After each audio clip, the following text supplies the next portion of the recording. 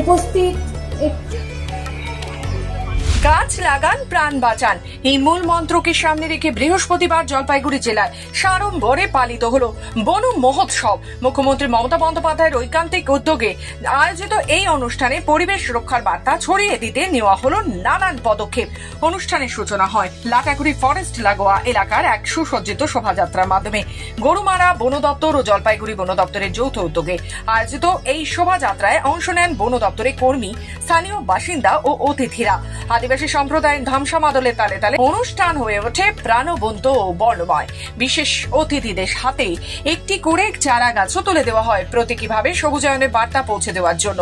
অনুষ্ঠানে বন দপ্তরের কর্মীদের ভালো কাজের স্বীকৃতিতে স্মারক সম্মানও প্রদান করা হয়। সেই সঙ্গে ছিল বিভিন্ন ধরনের বস্ত্র ও সামগ্রী বিতরণ পর্ব।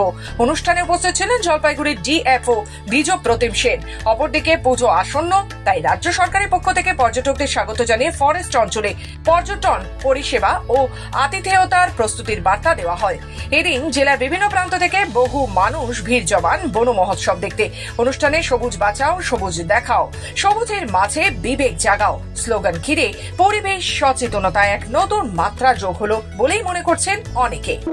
আমাদের মাননীয় মুখ্যমন্ত্রীর একান্তিক উদ্যোগের মধ্যে এই বন মহোৎসব সেলিব্রেট করা হচ্ছে। পশ্চিমবঙ্গ সরকারের বন দপ্তরের উদ্যোগ।